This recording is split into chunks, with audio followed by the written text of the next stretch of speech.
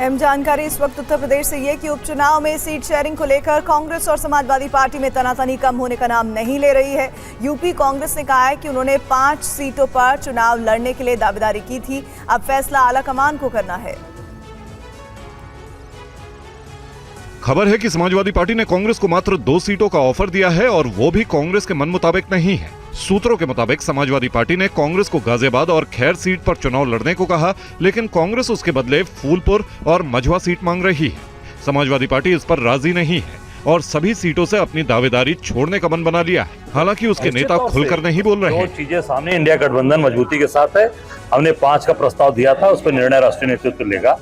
हम साथ हैं इंडिया गठबंधन में और इंडिया गठबंधन मिलकर लड़ेगा और भाजपा को हराएंगे। समाजवादी पार्टी इंडिया गठबंधन को मजबूत करना चाहती है, चाहे वो उत्तर प्रदेश की विधानसभा का उपचुनाव हो, चाहे महाराष्ट्र का विधानसभा चुनाव हो, चाहे झारखंड के अंदर विधानसभा का चुनाव। समाजवादी पार्टी के नेता आदरणीय अखिलेश यादव जी ने लगातार इस बात का प्रयास किया है।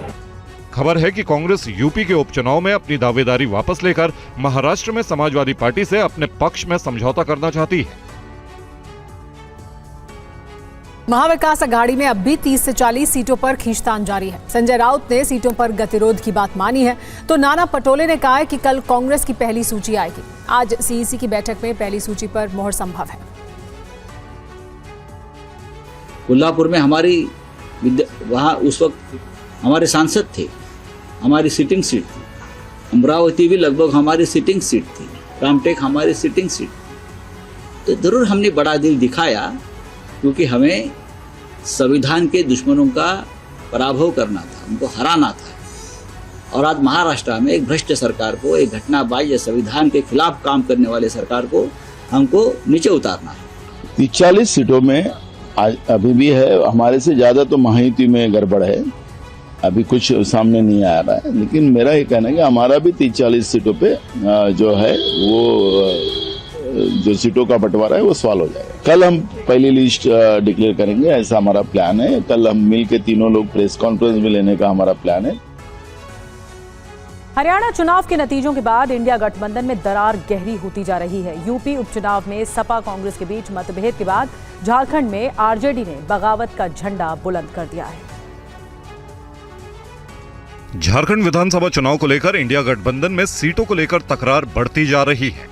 लालू यादव के राष्ट्रीय जनता दल ने कम से कम 22 सीटों पर लड़ने का दावा ठोका है। हालांकि आरजेडी 12 से 15 सीटों पर भी मान सकती है।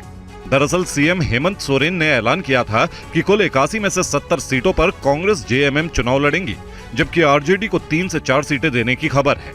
इस पर आरजेडी ने नाराजगी जताई है। आरजेडी ने साफ कर दिया है कि अगर कांग्रेस जेएमएम इतनी सीटें नहीं देते तो गठबंधन तोड़कर वो अलग चुनाव लड़ने के लिए उतरेगी। हम तोड़ना नहीं चाह रहे, अगर उन लोग तोड़ना चाह रहे तो हम सक्षम है, लड़ने के लिए हम सक्षम है। हमारा कार्यकर्ता है, हमारा नेता है, हम कार्यकर्ता विहीन थोड़ी ना है। अरे हमने त्याग किया है, आपके लिए त्याग किया, आपको अपने कुर्सी देने का काम किया और आप हमें कमजोर हाँक रहे हैं। हम कमजोर कहीं से नहीं है। उधर खबर ये भी है कि गठबंधन को बचाने के लिए कांग्रेस ने जेएमएम को अपने कोटे से आरजेडी को और सीटें देने की मांग की थी, जिसे हेमंत सोरेन ने ठुकरा दिया।